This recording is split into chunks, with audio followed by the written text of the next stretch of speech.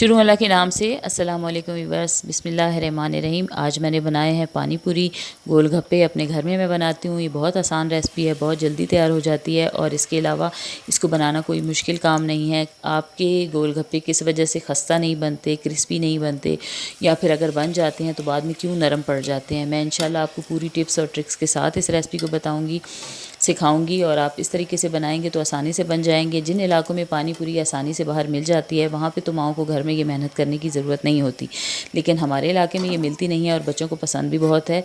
तो इसलिए जब भी बच्चों की बेवक्त फरमाइश होती है तो मैं इसे खुद ही घर में बना लेती हूँ। ये देखें ये कितनी क्रिस्पी बने, इसकी आवाज़ चेक करें आप। ये इसी तरह क्रंची बनेंगे आपके भी आपके घर में। तो अगर आप इस मेरे तरीके से इसको बनाएंगे इंशाल्लाह मैं आपको इसकी चटनियाँ बनाना सिखाऊंगी। और चटनी भी जो खट्टी चटनी है वो तो बिल्कुल ढाबे वाली बनेगी, ठीक है ना। तो और मीठी चटनी जो है उस चटनी का इस्तेमाल तो आप चना चाट में भी कर सकते हैं और मुख्तलिफ़ चीज़ों में आप उसका यूज़ कर सकते हैं, वो भी बहुत मज़े की बनती है, ठीक है।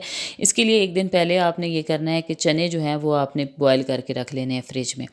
थोड़े से काम होते हैं, अगर आप वो पहले कर लें तो ये इसको बनाना बाद में कोई मुश्किल नहीं होता। चने भी बॉयल करके रख लें, आलू बॉयल करके रख लें, मीठी चटनी बना के रख लें, पानी बना के रख लें। अगले दिन सिर्फ आपने गोलगप्पे बनाने होते हैं तो फिर आसानी होती है, ठीक है।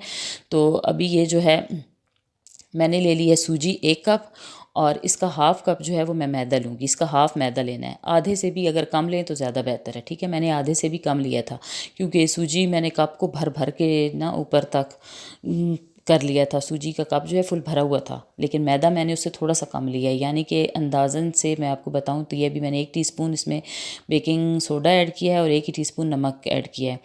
आसानी से जो मैं आपको समझाऊँ ना, अगर आप चम्मच से नाप करना चाहें तो आप 10 चम्मच अगर सूजी के ले रहे हैं तो आपने उसमें 4 चम्मच मैदे के लेने हैं, ठीक है।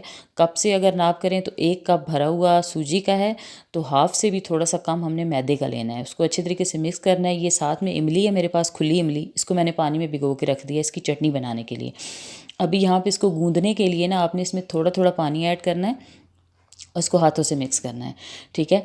एक बार में आपको लगेगा कि एकदम से ये नरम पड़ गई है, वो ये तो नरम हो गई, नहीं, ये सारा पानी अपने अंदर जब जज़्ब कर लेती है सख्त हो जाती है। तो इसलिए आप इसमें पानी जितना भी डाल लें इसने ज़्यादा नरम नहीं होना, ठीक है। ये इसको आपने गूंदना आपने इस तरह जिस तरह आप आटा गूंदते हैं, आटे की तरह इसको तकरीबन 3 मिनट के लिए आपने इसको गूंद लेना है। गूंदने के बाद इसको शॉपर में डाल के रख देना है और इसको रेस्ट देना बहुत ज़रूरी है। इसको 20 मिनट का रेस्ट पक्का देना है, ठीक है। 20 मिनट के बाद इसको दोबारा से हम जो है गूंद के और इसकी फ़ौरन से हम इसको बेल लेंगे, ठीक है। इसको उसी टाइम फिर बेल लेना है दोबारा जब हम इसे मिक्स करेंगे। अभी यहाँ पे ये मैंने इसके ऊपर थोड़ा सा पानी लगा दिया और इसको किसी भी शॉपर में डाल के आप रख दें। घर का नॉर्मल ये पॉलीथीन जिसमें आपका राशन वगैरह आता है, साफ़ है शॉपर, तो उसमें आप डाल के रख दें। ये 20 मिनट के से मैंने रेस्ट दिया है। यहाँ पे अब हम तैयार कर लेंगे इस दौरान मीठी चटनी। और मीठी चटनी बनाने के लिए इमली के पानी को इसमें डालना है, ठीक है। अच्छे तरीके से इमली को हाथों से या किसी भी चीज़ से आप मिक्स करके उसका पानी जो है ना यूँ छान के इसमें डाल देना है। अब जब ये पानी गर्म हो जाएगा अब उस वक्त मैं इसमें गुड़ ऐड करूँगी। गुड़ मैंने इसमें एक बड़े साइज़ का तोड़ के ऐड किया है, ठीक है। मैंने इसको बाहर ही उसे तोड़ लिया था। किसी भी कपड़े में डालें, ऊपर से कोई ज़ोर सा बेलन वगैरह मारें तो ये पिस जाता है आसानी से। इसके 2 चम्मच इसमें डाल दिए। 1 चम्मच मैंने इसमें घर का आम सिंपल नमक जो हम इस्तेमाल करते हैं वो नमक है और 1 ही चम्मच मैं इसमें अब डाल रही हूँ रेड चिली के, ठीक है। और इसके बाद ये खट्टी मीठी चटनी बननी है ना, 1 चम्मच इसका ऐड करना है। उसके बाद ही अभी मैं इसमें थोड़ी देर इसको नरम होने दें, उस जब तक गुड़ जो है इसमें पिघल जाएगा तब तक मैंने ये कॉर्नफ्लावर लिया है 2 चम्मच और इसमें 2 चम्मच पानी डाल के इसको मैंने घोल के रख दिया है। इससे ना हमारी चटनी गाढ़ी होगी, ठीक है, इसको गाढ़ा करने के लिए। अभी यहाँ पे गुड़ थोड़ा सा नरम हुआ है तो मैंने इसमें काले नमक 1 चम्मच ऐड किया है, काला नमक जो होता है लाल नमक वो। और उसके बाद ये है सिरका। सिरका डालने का मकसद ये है कि चटनी को हमने लंबे अरसे तक रखना है। उसके बाद इसमें मैंने 1 कप ही चीनी का ऐड किया है क्योंकि गुड़ की मिकदार कम मैंने रखी है तो थोड़ी सी चीनी की वजह से भी इसमें मिठास अच्छी सी आ जाती है। अब ये सारा जब सब कुछ जो उसमें गुड़ जब उसमें मेल्ट हो गया, चीनी मेल्ट हो गई, तो उसके बाद मैंने इसमें ये कॉर्नफ्लावर का मिक्सचर ऐड किया है। इसको अब थोड़ी देर हम इसे हिलाएंगे जब तक ये गाढ़ा हो जाएगा तो मैं इसकी फ्लेम ऑफ कर दूँगी और ये हमारी चटनी हो गई है रेडी। इसके बाद हम बनाएंगे इसका खट्टा पानी, ठीक है। ये मीठी चटनी तैयार हो चुकी है। इसके बाद मैं इसका खट्टा पानी बनाऊंगी और खट्टा पानी बनाना भी बहुत आसान है और बहुत मज़े का बनता है, बिल्कुल ढाबे वाला जो है ना इसमें जायका था जब मैंने इसे बनाया। तो आप इसी तरीके से बनाएंगे तो ये भी ऐसे ही बनेगा। पानी अपनी मर्ज़ी से लें, जितना मर्ज़ी आप लें, मैंने 2 बड़े गिलास पानी के लिए। अच्छा, ये इमली में से पानी मैंने निकाल लिया था, ये उसका गूदा है, इसको मैंने इसमें ऐड कर दिया है सारा गूदा। उसके बाद मैं जो चटनी बनाती हूँ ना, ये है काला नमक। उसमें मैं धनिया और पुदीना अलग से पीस के रख देती हूँ और सब्ज़ मिर्चें अलग पीस के रखती हूँ। अभी ये मैंने धनिया पुदीने का थोड़ा सा मिक्सचर डाला है, थोड़ी सी सब्ज़ मिर्चों का मैंने डाल दिया है, 1 टीस्पून सब्ज़ मिर्चें पीसी हुई और 1 चम्मच धनिया पुदीना, और ये है चाट मसाला, ये मैंने बड़ा चम्मच भर के बीच में डाल दिया है। ठीक है, इसके बाद इसमें मज़ीद खटास पैदा करने के लिए ये लेमन जूस है, 2 बड़े चम्मच लेमन जूस के मैंने इसमें ऐड किए हैं। ठीक है, सिरका नहीं डाल रही हूँ, लेमन जूस डाल रही हूँ, और इसको इसके साथ अच्छे तरीके से मिक्स कर लेना है। उसके बाद इसमें ये सिंपल नॉर्मल नमक, सादा नमक, काला नमक भी डाला है और ये सादा नमक भी डाल रही हूँ, इनसे ही इसका जो है जायका बनेगा। अगर मज़ीद आपको इसमें ज़्यादा खटास चाहिए ना, तो आप इसमें लेमन जूस की मिकदार ज़्यादा कर दें। ठीक है, उससे बहुत ज़्यादा खट्टापन इसमें आता है। उसके बाद ये मैंने आलू बॉयल करके रखे हुए थे, चने बॉयल करके रख लिए हैं, चने मैंने एक साइड पे रख लिए हैं। आलूओं को मैं इस तरह अच्छे तरीके से मैश करके इसके बीच में भी मैंने चाट मसाला मिक्स कर देना है। ठीक है, चाट मसाले से ना खटास बड़ी अच्छी आती है इसमें।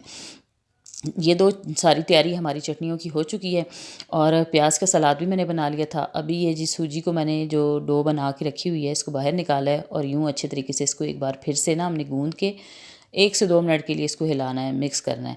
उसके बाद हम इसको बेल लेंगे। इसको बेलते हुए ये ख्याल करना है कि ये जितनी पतली होगी उतने ही आपके जो है ना गोलगप्पे वो खस्ता बनेंगे, उतनी क्रिस्पी बनेगी, ये मोटी नहीं होनी चाहिए।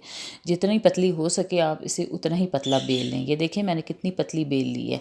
ठीक है, अब कोई सा भी, अभी भी ये जो है ना और बड़ी हो रही है, कोई सा भी आप कटर ले लें, ढक्कन, जितने साइज़ के आप गोलगप्पे चाहती हैं उतने साइज़ के आप इसमें से कट करें।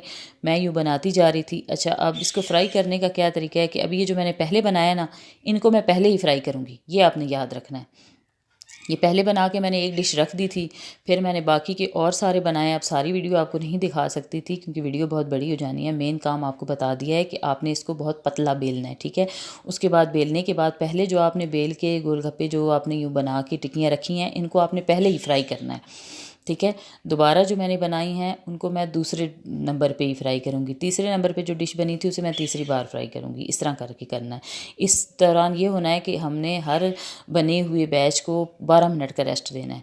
तो वो 12 मिनट इस तरह, जब हम नया बना रहे होते हैं ना, तो पहले वाले के 12 मिनट पूरे हो जाते हैं। ठीक है, तो ये मैंने अभी पहला बैच फ्राई करना है, और आप देखें फ्राई मैं किस तरह कर रही हूँ। ऑयल होना चाहिए तेज़ गरम, तेज़ गरम में जाते ही आपने इसको ऊपर से दबाना है।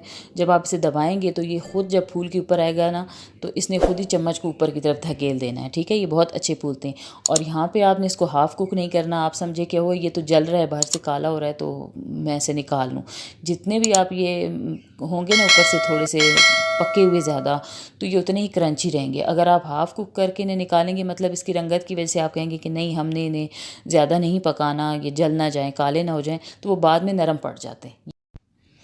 अच्छा जी, यहाँ पे जिन लोगों ने सब्सक्राइब नहीं किया वो सब्सक्राइब कर दें और वीडियो को लाइक कर दें, अपने दोस्तों के साथ शेयर किया करें। देखिए मैं कितने अच्छे बना रही हूँ, पानी पूरी कितनी अच्छी बन रही है हमारी। तो आप यहाँ पे इसका साइज़ जो है ना अपनी मर्ज़ी से रख सकते हैं। मेरे पास वो छोटे साइज़ का था ढक्कन, तो मैंने ये छोटे साइज़ के बनाए हैं। नेक्स्ट टाइम मैं इससे बड़े साइज़ के बनाऊँगी। और ये देखें कितने क्रंची बने हैं ना। तो अभी हम बना लेंगे इसकी फिलिंग। दरमियान से इसको थोड़ा सा सुराख किया, उसके बाद ये जी है मैंने हरा प्याज काट के रखा हुआ था, तो वो डालना है, लेकिन बेटे ने मना कर दिया हरा प्याज नहीं डालना। तो अभी मैंने इसमें चने डाले हैं, इसके बाद ये इसमें आलू डाल रही हूँ, ऊपर से थोड़ा सा टमाटर। ठीक है, और उसके बाद इसमें मीठी चटनी। ठीक है, और फिर इसे हम अपने खट्टे पानी में डिप करके और साथ में मैं अपने बेटे को दूंगी। मेरा बेटा साथ में खाएगा। ठीक है, और मुझे बताएगा कि ये कैसा बना है, और मेरे बेटे को बहुत पसंद आए थे। ठीक है, इसके अलावा आप भी इसे बनाएं और इसी तरीके से बनाएं, तो इंशाल्लाह आपके भी पानी पूरी बहुत ही क्रिस्पी बनेगी, बहुत मज़े की बनेगी। और यह है जिसकी फ़ाइनल लुक। मैंने इसमें नींबू भी ऐड की थी। उम्मीद है आपको रेसिपी पसंद आएगी। इजाज़त दीजिए, अल्लाह हाफिज़।